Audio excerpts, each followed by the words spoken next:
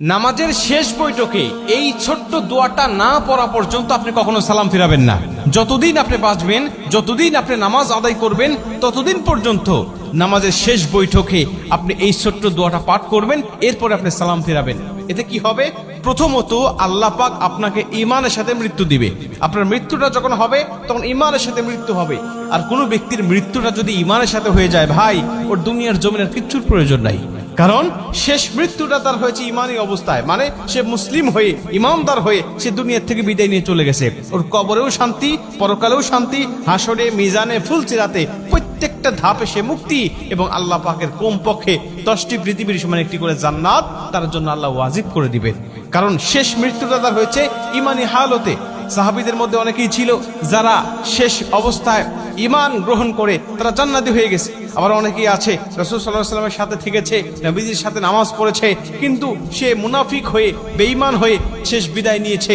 আল্লাহ পাক তাদের জন্য জাহান্নাম অবধারিত করে রেখে দিয়েছে। ঠিক তেমনি ভাবে মানুষের শেষ অবস্থাকে আল্লাহ পাক বিবেচনা করে।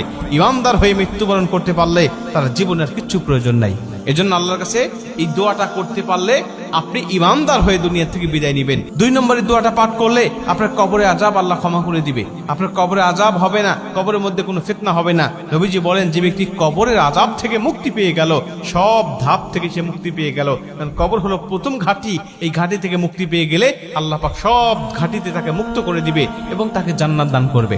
এবং 3 নম্বর হলো আল্লাহ জাহান্নামের আযাব থেকে, জাহান্নামের কষ্ট থেকে, জাহান্নামের পীড়া থেকে আল্লাহ তাকে মুক্তি দান করবেন।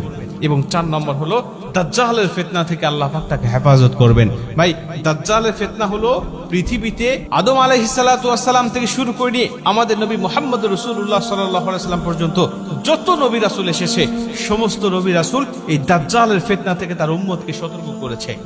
সমস্ত নবী রাসূল তার উম্মতকে বলেছে, দাজ্জালের ফিতনা নামক একটা ফিতনা দুনিয়ার জমিনে আসবে। এত বড় ফিতনা দুনিয়ার জমিনে আর কখনো মানুষ দেখতে পাবে না। এত বড় ফিতনা মানুষগুলোকে বেঈমান বানিয়ে ফেলবে মুহূর্তের মধ্যেই। আল্লাহ তাকে কিছু অলৌকিক ক্ষমতা দিবেন, আল্লাহ পাক তাকে কিছু অলৌকিক ক্ষমতা দিবেন ঈমানদারদেরকে যাচাই করার জন্য। তখন এই দাজ্জাল এসে দুনিয়ার জমিনে তার অনুসারী আর অনুগামী করবেন মানুষগুলোকে।